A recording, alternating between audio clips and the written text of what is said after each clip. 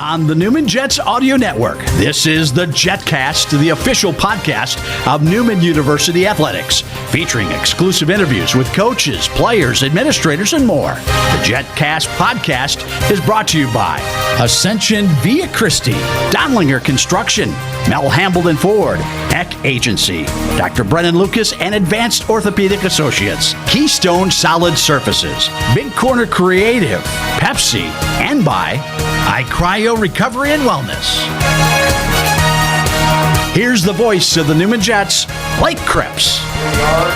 Here we are in the Jetcast as we start with triathlon here. It's another episode of the show as we go back to triathlon episode 89 here on the show as the Newman Triathlon team is underway in 2023 with some very impressive results last time out at the Winter Wonderland Tri. And Coach Jeff Lovgren is here to talk to us about it. Coach, great to be back. I know that you were looking forward to having some 2023 events on the calendar, and I know that you're probably even more excited that you guys were able to run, bike, and swim very well. So congratulations on that. Thank you. Appreciate it. Well, let's talk a little bit about the last meet as you had two ladies in the top 10, including Margaret Koenig and Ashley Salgado, and then Asher Brown ended up getting second for the guys. So a very good event for you guys last time out. Yeah, no, real good. We're a small team, but we're pretty potent this year. We pack it in good quantities. Race before that, we had,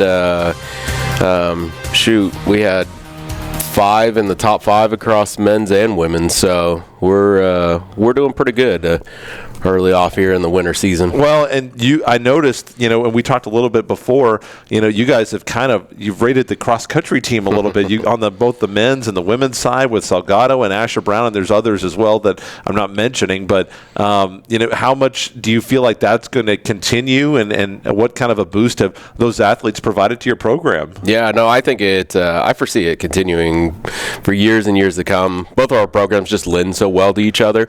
I've loaned him athletes in the past. He loans me athletes, and I think it's kind of one of the benefits since we don't have track here for springtime.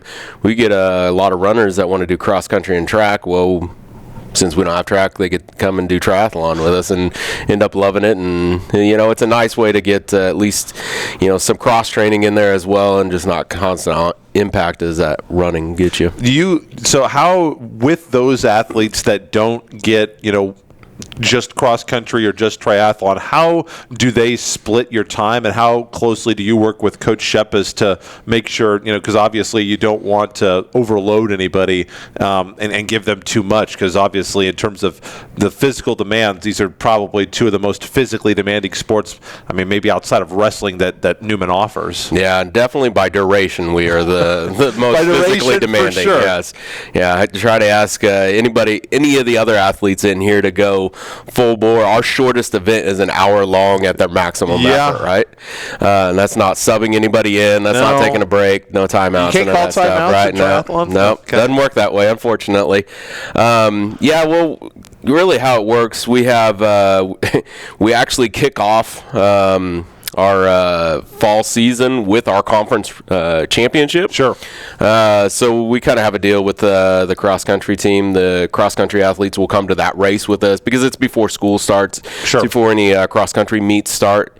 But then they're pretty much cross-country for the fall, and they come and join us usually somewhere around the end of November time. We're coming back off of our off-season, trying to ramp back up for the winter season. And that's about the time that cross-country is ending, unless they're going to national championships, but about the end of October, early November. And you say conference. Triathlon is a varsity sport at Newman, but not an NCAA sport. So Correct. When you're talking about conference, the conferences we're typically talking about obviously are MIAA, but we do have a couple of schools that split time between the MIAA and the GAC, and then obviously women's bowling joined the Great Lakes Valley this year. So what conference are you guys in for triathlon? Yeah, well, triathlon, they didn't think any of those were good enough, so we had to make our own conference. We're in the Midwest Collegiate Club Triathlon Conference, so it's a big mouthful. That is a lot of letters. So the basic gist of it is it's Kansas and Missouri and all the states north. Okay, that's pretty easy to follow there geographically. And in terms of, are you and Coach Shepis, you guys finding that you're able to play nice and share your athletes? Yeah, no, we haven't had a problem I've been here 7 years now, and I can only think of maybe the first year we didn't share an athlete. Sure. That was mostly a question in jest. So shout out to you, Coach Sheppes, if you're watching. You've mentioned that you've been trying to, at least the last time we talked, which was first semester, that you felt like you had some work to do to build your roster for 2023-24. How is that going, and how do you feel like the additions that you've gotten over from cross country are going to help you to do that for next year? Well, one, I think it's going well. It's tough because, again, just going back to what we talked about the last time I was on, it is a rebuilding year for us. So, again, we don't have a pool of athletes in every high school that does triathlon. So it's more about just getting exposure out there, letting them know that this program is available, and let them know that this is an option for them to come and do. So it seems like you've got to get out there and get in front of a lot of them. And the more I do that, I get those for subsequent years. Sure. Okay. I got a couple that we've been working on, and I think we can pick up for the next fall, which will be great. And having, just the cross-country runners done with cross-country now obviously gives us more on our program, gives us more going on, just honestly gives you more to look at and more excitement. And on top of that, I've been talking to a lot of high school swim coaches around here, local swim coaches, and I think we're going to put on a triathlon over the summer just for high school, college athletes, just as a deal to get more people exposed and more interest into it. And, we thought we'd set it up as a nice short mixed teams kind of deal. So they would do a full triathlon, but it would be super short, and it would be in a team format, so it would be something very exciting and fun. And so those that have, don't swim and just run, or those that swim and just don't run, can all still find something for themselves, right? Well, and I think one thing that you should make aware, and you'll have to correct me if I'm wrong, but I believe for these triathlon athletes, there is scholarship opportunities available if you come. Correct. Yeah. So as you're trying to sell out, some people probably would be interested to hear that, especially those, we've talked many times, you have to be a little bit wrong upstairs to want to do triathlon. Yeah. I did want to ask, in terms of those triathlon athletes, is that a tough sell when you go in and be like, well, you do this thing. Well, how about we add 2 more elements to that and add about, I don't know how long the average cross-country event is. Coach Sheppes, I think they run like 10, 15. Coach Sheppes will berate me later if I'm wrong. But is that a tough sell? It is initially, because I think they look at it as, that's what it's like running cross country right now, but now you want me to swim and bike before that. And but I think once they get in here, they find out that it's actually a lot easier than they originally thought it would be. It's not as overwhelming and daunting now that they've actually done a little bit of it. And I think you'll find, for me, it's all about the experience. Obviously, we're super competitive and we like to win. We like to do those kind of things. But initially, that experience for my athletes has to come first. And so once they get in there, they find that this is such a enriching environment for them to grow and thrive in, that they love it more than anything else they've ever done. You try to put student athletes in a position, obviously, to have healthy lives. You want them to be able to transform society as well here at Newman University. Yeah. And one of those athletes, a senior from Bishop Carroll, Samantha Holmes, will be joining us next here on episode 89 of the Jetcast. We'll also be joined by Amiya Josey in segment 3. The Jets women are in action tonight as you watch or listen to this. A big matchup against Missouri Western. If the Jets could steal that one, they would be in great position to make the MIAA tournament on Saturday. Meanwhile, the Griffins are trying to win a share of the conference championship. They need to go 2-0, so it's a major matchup. Only game on the calendar tonight up at the Missouri Western State University Fieldhouse. We'll have that covered for you live on the Newman Jets Audio Network, newmanjets.com/listen or watch on the MIAA network as well. Coach, you look at these prospective athletes and kind of, how you want them to finish out their career. You go into next week, the Tri-U-Ma. What kind of an event is that going to be as you continue to build? Because the end of the season is not that far away. No, it's not. We've got 8 weeks till our national competition. It's a sprint, isn't it? It is. The Tri, you. Yeah. However they want to go around. Yeah. It is Minnesota, so it's a little off anyway. But no, this is a new one on the calendar. They haven't had this one before. Okay. This will be brand new for us. The format's very similar to what we've done in the past. This one's really nice because it's the shortest distance that we'll do. So it's a 500-yard swim, a 6-8 mile bike, and then it's a 2-mile run. So very short but very fast type stuff. As we're 8 weeks away from our national event, we've already transitioned over to specifically training for that. This will be just basically a training race. Give them ability to, since we've already started building up some of that endurance, to get some of that short, punchier speed into them. Get those competitive juices flowing. Correct. A little bit. And then coming up on March 26th at 7 o'clock, the DTY Tri, which is listed as being in Wichita, Kansas, which I can only assume means the downtown YMCA. And this is something that you have tried to get going in previous years. Didn't work because of coronavirus. That didn't get approved by the corporate office, but you said that they've been great to work with and wanted to try to get this done. And are you going to be able to get teams in here? What kind of an event is this going to be coming up in March for you at the DTY Tri? For us, it's going to be an exhibition race. It won't be a conference one.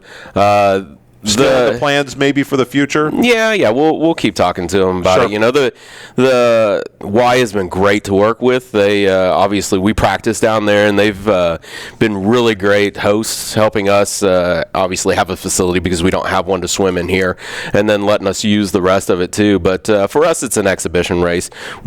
Since every other race is outside of the city, it's our chance to actually invite family and friends without them having to drive. Bare minimum 6 hours is our closest one. Right. And just kind of see what we do. And then this is another way that we can invite, potential recruits to come and check it out and see what they think about it, and maybe get them to join in a little bit on us too. Now, probably recruits, if they want to talk to you, you'll be there. So after the whole event, I'm going to throw my hat in the ring too. So I'm going to go for it. Well, speaking of that, I didn't want to go without mentioning here at the last event. There was a adult division at that last event at the Winter Wonderland Tri, and one Jeff Lovgren gets second place of the men. So let's break down your performance a little bit. How do you think that you did? In terms of the overall. Let's see. I think you were like third overall in terms of the adults. There was one professional woman there, and the collegiate guys were able to beat her.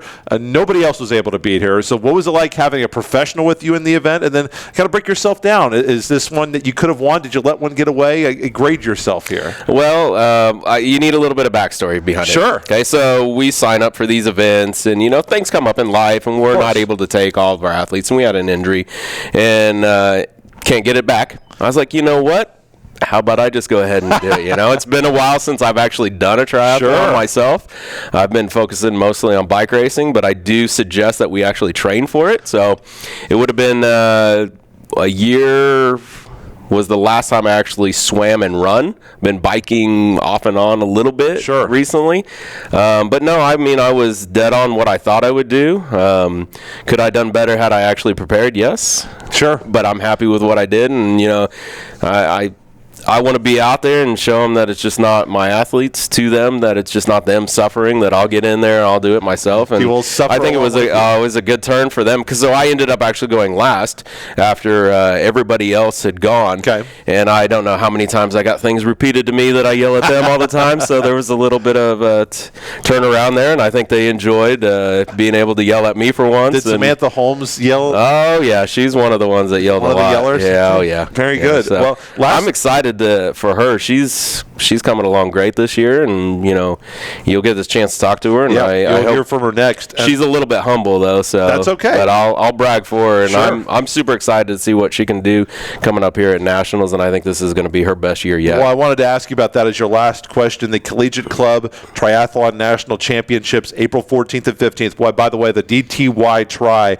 if you want to come out to that, March 26th, 7 a.m. And I'm assuming you normally have to get a membership at the Y, but I'm assuming there's going to be there's going to be a way for you to go in and watch without having a membership on that day. On the time, we actually should be at 8 a.m. for the men and 9 a.m. for the women. So probably the gates open at 7 a.m., but the events will start at 8 and then 9.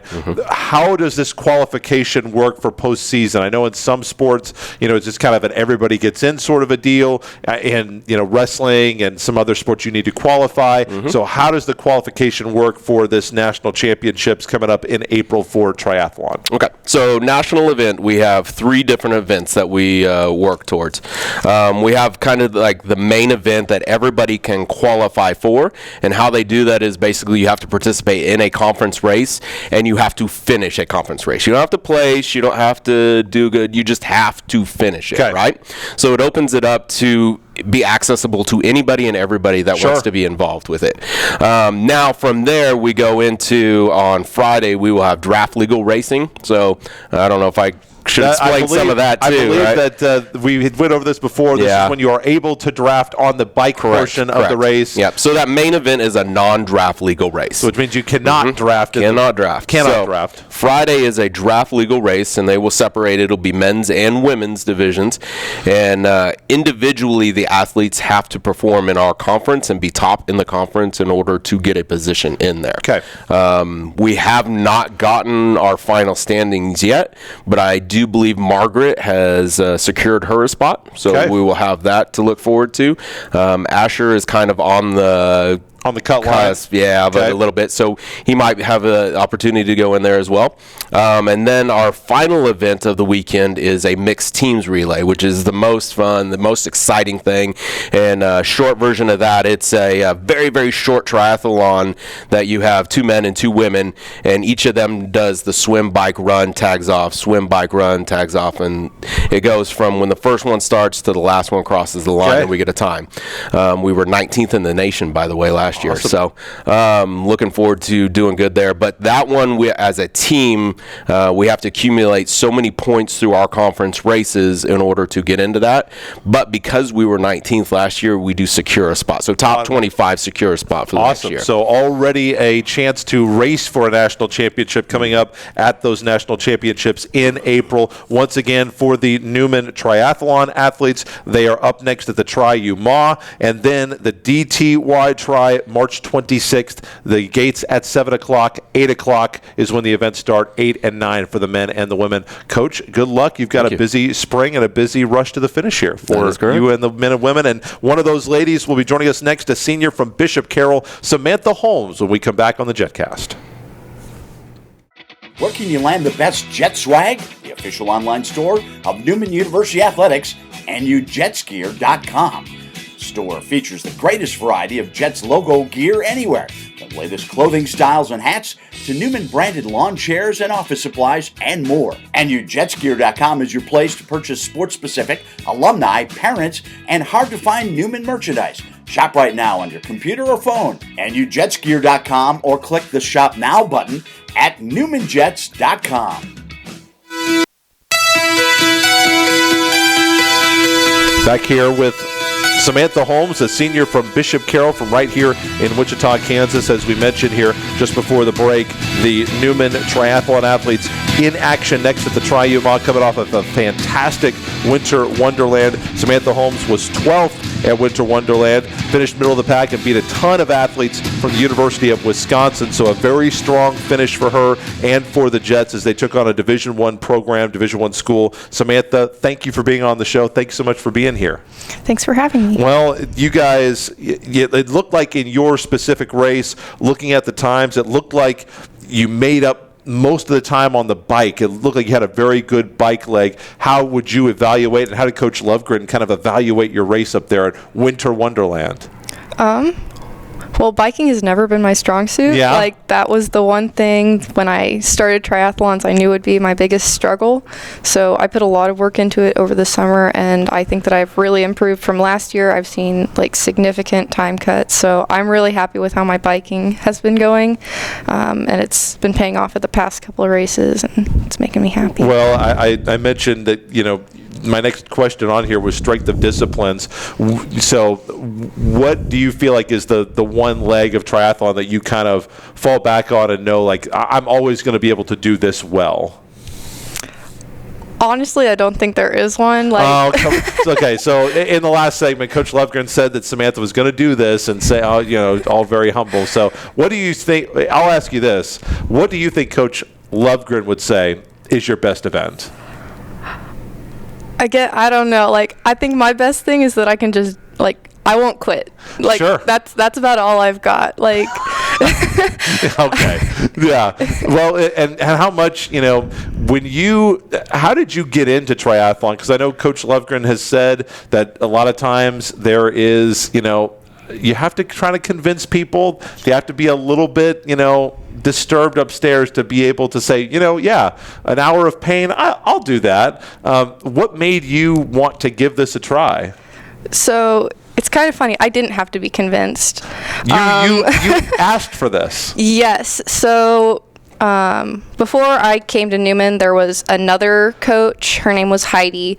She came to my high school swim practice my freshman and sophomore year, and she was like, hey, if anybody's interested, put down your name and phone number, and we'll get back to you when you graduate. Well, she left before I graduated. Sure. And I had completely forgotten about it. I joined cross country my junior year in high school with the intention of running triathlon, but again, I forgot about it by the time I was a senior. Sure. And my freshman year, I got a kind of disturbing diagnosis for me. I was diagnosed with juvenile arthritis. I was in pain all the time, and that's why I got into sports. I wasn't an athlete before high school, and so that was kind of my recovery plan for my body trying to fall apart. So I decided to do triathlon as a coping mechanism almost. It was I was trying to prove to myself and everybody else that I could do this crazy thing. Okay. Well, and that's a very interesting story. I don't think I hear most people saying, well, arthritis, so what I need to do is go do triathlon. And how is that something that you still have to manage on a race-to-race basis? How is that part of, your recovery and your, experience as an athlete? How is that for you? So I think working out has actually really helped me because, again, it was juvenile arthritis. So honestly, I think I may have outgrown it. Okay. But I think that swimming, I swam all 4 years of high school. I think that really helped. And I remember in high school, there were some days where I could barely get out of bed in the morning because I couldn't walk. And I think being able to do these sports and triathlon mindset, it's a mindset. Sure. More than anything. And you said that you wanted to you wanted to do this, and you said that your number one attribute that you have is that you won't quit. What is it about yourself and your personality that makes you the antithesis of a quitter? I have 4 siblings. Sure. I'm the middle child, so you can take that as you will. But I'm not the oldest. I'm not the youngest. I'm very middle of the pack in my family. Sure. I wasn't the all academic. I'm not the all athletic, and so I just, for me, I know I'm not going to get first, but I know for sure I'm not going to get last. Okay. So that do not finish DNF is not going to be on my time ever. I'm not going to be at the bottom of that list. What would you tell a prospective athlete that says, you know what, I also am not a quitter, and I'm also not going to finish last, and I think that I'm crazy enough to try this? What would you tell someone maybe at Bishop Carroll, maybe at one of the other schools that runs cross country or, is an all-around athlete and wants something that will help pay for a little bit of their school and allow them to continue to, serve that competitive part of their personality? What would you tell them about, if they would like to get involved in triathlon? So something that I do tell, all the high schoolers, everybody I meet who I want to join triathlon. Sure. I tell them, you can't win a triathlon with a swim, you can't win it with a bike, and you can't win it with a run. You don't have to be good at any of it. You just have to show up. A former triathlete here named Matt Wynn, he still goes to Newman, is continuing education and stuff. Sure. And I see him around, and he was on my first triathlon, I had to float in the water, and somebody held me up as I was laying there because I could not swim anymore. And like he finished the race. It took him an hour and a half to swim less than a mile, which for me takes 25 to 30 minutes. Sure. And like he loved it. He loved the race experience, even though he was struggling and he needed to stop. And like I love it. What's that feeling? And if you're wanting to know what her T-shirt is, this is actually from one of the races that Newman participated in, the triathlon team. What's that feeling like when you are at the finish line? And maybe it's one of the races that did a little bit. Sometimes I'm sure that there are some times when you go into a race, you're like, you know what? I kind of dominated that race. I bet that there are some races you feel like, man, that race kind of dominated me. What's that feeling like when you're able to cross the finish line and say, you know what? We did not stop today. And you're just completely exhausted, but you know that you were able to overcome all the adversities and you were able to succeed at what you set out to do in that race. I think it's just relief. Like, there's definitely happiness because, like, you're done. Something that Jeff always says, the faster you run, the faster you're done. That's right. That's what I was yelling at him while he was racing. But, like, I mean, the thing I love most about triathlon is that, like, I don't hate any individual aspect, like, any of the disciplines. Like, I have my moments in each of them. Of course. But, like, by the time you finish the run, it's like, I've already done so much else. Like, I'm done. I've done it all. Yes. What's the normal order that you do them in? Normally the swim is first, correct? Correct. It's a swim, a bike, and then a run. Swim, bike, and run. So normally the run is the last leg. So I'm assuming, being at Bishop Carroll, probably coached by Coach Swords, if I'm not mistaken. Mm-hmm. How did your cross-country career set you up for success in triathlon? Well, my cross-country seasons in high school were not fantastic.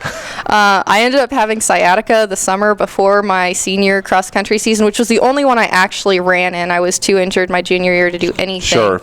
So I was basically benched for the summer training of my senior year. And honestly, I don't know if I ran faster than a 30-minute 5K in high school, which I am running faster than that now. But, like...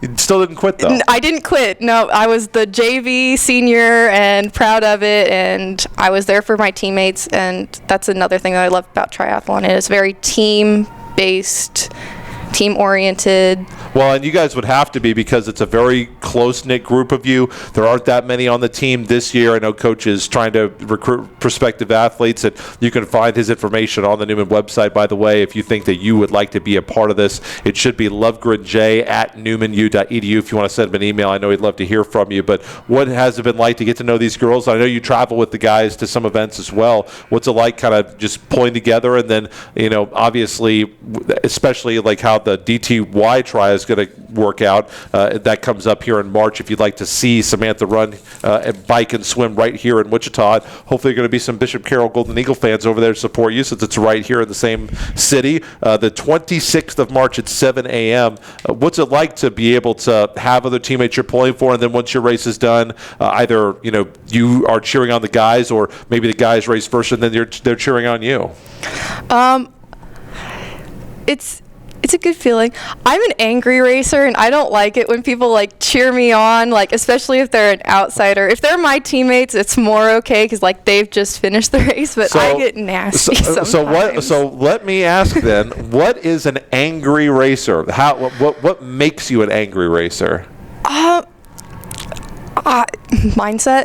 I'm very in my zone of I need to do this, and in order to do this, I need to do like X, Y, and Z. So like I don't like when people say, "Good job, you're doing great, you're so close." Like I don't like that. What would you rather them say? I'd rather them coach me like, "Hey, your form sucks. Like straighten up, move those arms, like loosen your shoulders." Like well, to that end, Coach Lovgren decided to get in the pool and on the track and on the bike, and so you guys had a chance to coach your coach. How much and how much did you coach? How hard did you coach? Did he receive the coaching well? And how fun was that to kind of give it back to your coach in his event?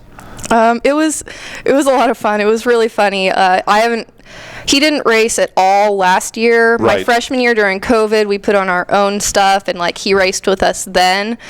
So it was kind of like a welcome back. So like it was a good time to like see him get back into his element, because he really is a fantastic triathlete, and that has helped him coach all of us. And it's a very personal experience to have like someone who has done an Ironman in the past 2 years be like, hey, we're going to go do this race and you're going to do great because we've done all these things that I have done and succeeded with, and Sure. I know you can too. Well, last question for you is, this is your senior season, kind of finishing up your career. What comes next? Obviously, we see that cliched ad campaign from the NCAA of, 92% of the athletes go pro. It's something other than sports. But obviously in triathlon, it's a very, very, very select group that go on to compete in the Ironmans and, go on to do the Olympic trials and compete for world championships. What do you feel like triathlon is going to bring to you in your life, and how do you think you'll I don't know if you'll keep doing triathlon. Do you think you'll keep doing triathlons, and what's next for you after graduation?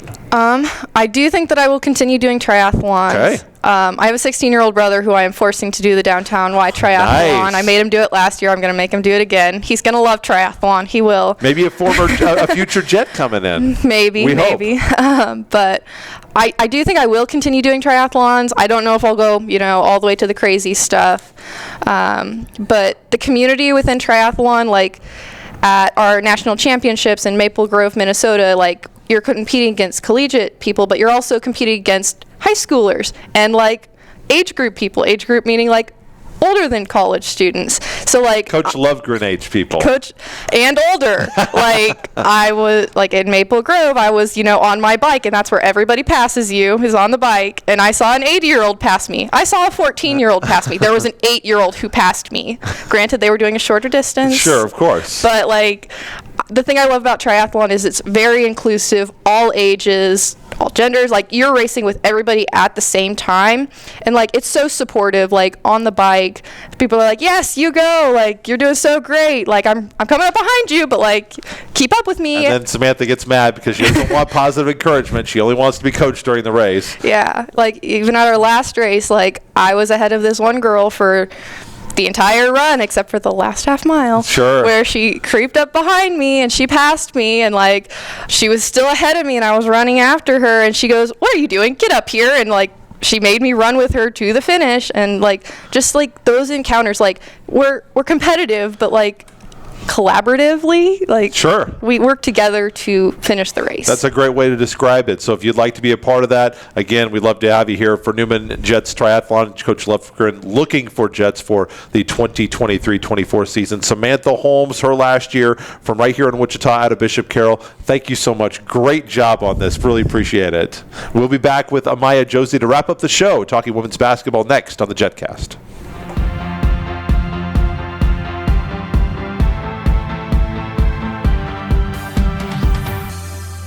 I have a little birthday message for you from someone too.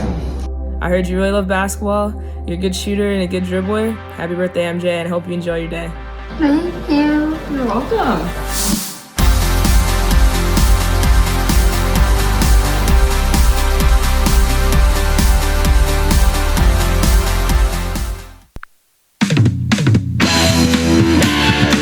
It is an absolutely big week for Newman women's basketball as they try to make the MIAA tournament. The Jets taking on a Missouri Western team that still has a chance to win a regular season championship. So this Griffin Jet game is the only game in the conference on Wednesday this week. And so as you're watching it tonight, obviously posting this early because we have live Newman Jets audio network coverage this evening from the Missouri Western State University Fieldhouse.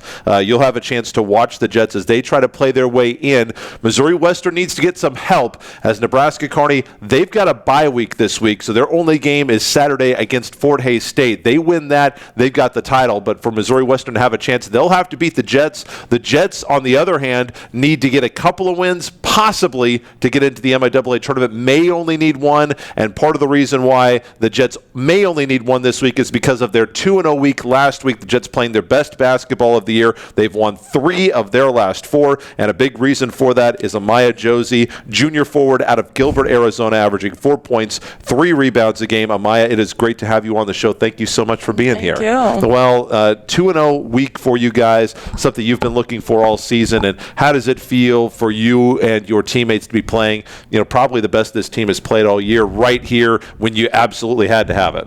Good. It's good. It's competitive in practice. We all know, we have to have a good practice to have a good game, so everybody's locked in. Well, at this point in the season, you guys know that you're playing a lot of other teams for the most part that also need some help getting in. That certainly was the case on Wednesday. It could have been the case on Saturday, but Roger State lost, and you guys had to weather some comebacks. How important is it for you guys to just kind of stay in the moment, and you guys were able to handle those comebacks from the Riverhawks and the Hillcats and come out with victories in both those games? Yeah, for sure. I think everybody mainly just having each other's back. Lately we've been having the word togetherness and attitude, and that has helped us have our first 2 win weeks, and hopefully will help us next week too. Hopefully this will be another two win week.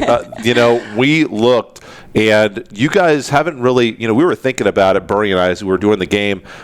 You guys haven't played against that much zone. You guys have been mostly manned this year. So Roger State coming out with zone, trying to find something. Obviously, you guys have such good three-point shooters that, typically doing zone isn't a good idea, but they were cold to start the game. Yeah. And we thought when you went in, getting that high-low going with Brittany Ho really changed. What did that look like to you? Because you made a couple of excellent passes that were basically just wide-open layups for Britt. I told Britt, I'm get me some assists this game. I told her, but she's good at getting open too, so it's possible, especially coach telling us get it in and get it out. The shooters were able to get it to me, and I was able to either get it to the corner or get it to Britt down low. Well, because you've also had a run there, because your career high is 2 3-pointers, and you had a run there where you were matching your career high 4 games in a row, I think 5 out of 6. Yeah. So you've worked on developing your shot as well this year. How much do you have to do that to keep the defense honest?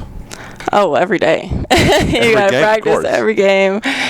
Every game you got to be consistent. Well, but same with practices. At the same point, though, you also have done a great job of recognizing when it's not your turn to shoot and trying to be that unselfish teammate. Yeah, just being patient. Honestly, we know once Britt keeps scoring, the more we'll get open outside. So I made sure to get it in, and hopefully Missouri's ready to guard Britt, and we're ready outside too.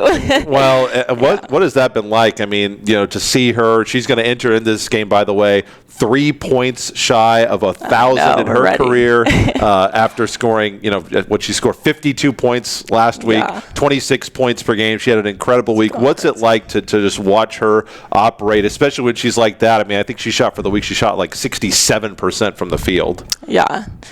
It's nice to watch her. Yeah, she's a good leader, leads all of us, tells us, we got it, we're good, I'll make my shot, I'll get it to you. She talks to all of us, and that's why we're able to give her the ball and talk to her too. These are some pressure games for a program that hasn't been in one of these must-win situations for a while. I think it was the last week of 2019-2020, first year in the league. Jets had a chance if they beat Fort Hays State the last day of the season to get in. You guys are in a very similar position here. What's the atmosphere like? Obviously, knowing, I know Coach Drew says, you can't make every game your Super Bowl, but now the games are kind of like your Super Bowl this week, isn't it? Yeah, we're hyped. We're ready. We want to go to Kansas City, so we're ready to do whatever we can to get there. Early in the season, you started and then kind of took a step back, and then in the middle of the season, got your way back into the lineup. So you kind of stuck with yourself, and stuck with Coach Drew. Coach Drew and Coach Nicole stuck with you. Yeah. What was it like to, be able to take a step back, see what you could be doing better, and then come in and not just execute, but really surpass what you started the season as,